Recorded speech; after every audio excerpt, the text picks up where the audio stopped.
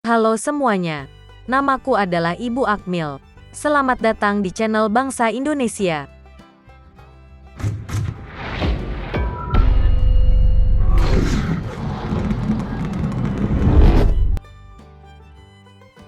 AS merupakan bekas jajahan Britania. Tapi mengapa AS yang menjadi adidaya, bukan Britania? Sebelumnya, kita harus tahu bahwa AS baru tercium menjadi calon negara adidaya selanjutnya mungkin baru di awal abad ke-20, 1900-an. Sebelumnya, apakah AS negara adidaya? Tentu tidak. Kita semua tahu bahwa AS merdeka di tahun 1776. Lalu apa yang terjadi selanjutnya? Apakah AS langsung seketika menjadi negara adidaya? Tidak.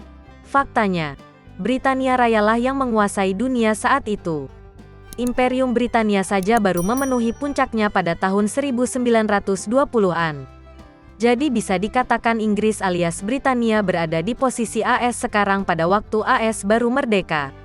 Angkatan lautnya sangat masif dan tentu saja Inggris yang hanya pulau kecil dapat menguasai sepertiga dunia. Cukup mengagetkan. Besar wilayahnya saja lebih dari Rusia dan Kekaisaran Mongolia saat sedang puncak-puncaknya. Pertanyaannya adalah, mengapa Inggris tidak menjadi adidaya lagi?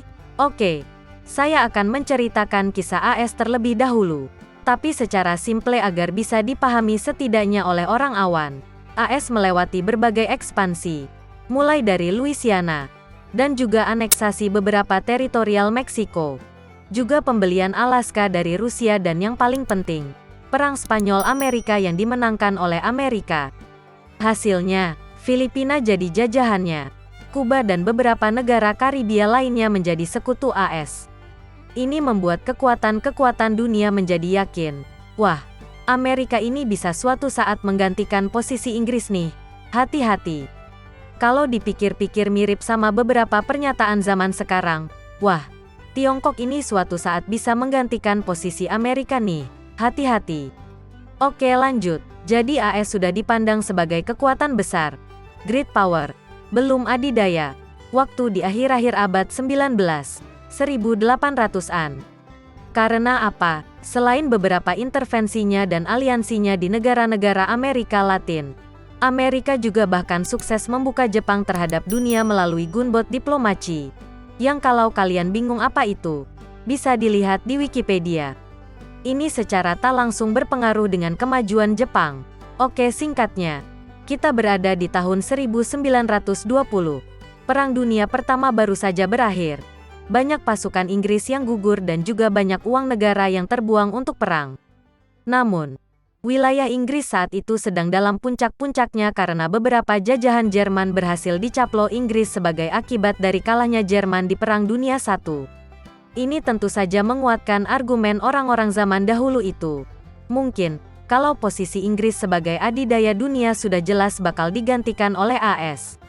Singkatnya lagi, kita berada di 1945 setelah Jermannya Hitler dan Jepang menyerah terhadap sekutu. Di sini, Inggris memang keluar sebagai pemenang. Namun, pendatang baru lainnya seperti Amerika dan Uni Soviet alias Rusia muncul.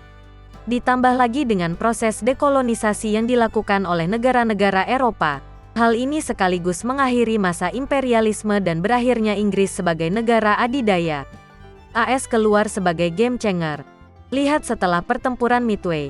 AS gila-gilaan membuat kapal induk dan membesarkan armada lautnya, sekaligus industrinya. Begitu pula dengan Uni Soviet. Angkatan Laut AS saat ini sudah melewati jumlah Al-Inggris. Dan tentu saja, pembentukan Blok Barat dan NATO semakin memperkuat AS. Tahun 1950 sampai tahun 1960-an disebut sebagai zaman-zaman keemasan AS. Di 1960-an juga AS berhasil menaruh beberapa orang untuk pertama kalinya di bulan. Oke, setelah ini kalian sudah tahu kelanjutannya. Bagaimana dengan Inggris? Mereka tetap influensial baik itu di Eropa maupun di dunia internasional. Kita masih bisa melihat Inggris memenangkan Perang Falkland. Mereka juga memiliki organisasi perhimpunan untuk bekas-bekas jajahannya, maupun juga yang saat ini masih loyal terhadap Inggris. Kanada, Australia, Selandia Baru. Ya, Memang Inggris sekarang sudah bukan kekuatan adidaya seperti zaman dahulu.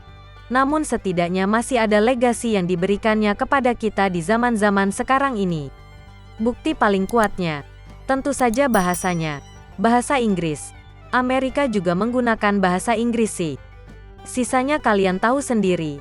Mungkin beberapa di sini ada fans beratnya Liverpool, Manchester City, dan Manchester United.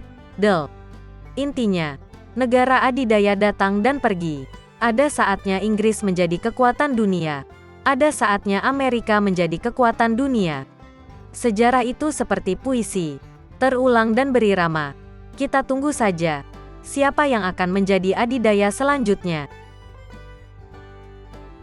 Kami harap kalian tertarik dengan topik kami hari ini dan agar kalian tidak ketinggalan topik menarik kami lainnya. Jangan lupa untuk subscribe dan tekan tombol loncengnya. Namaku Ibu Akmil dari channel Bangsa Indonesia. Sampai jumpa lagi di episode selanjutnya.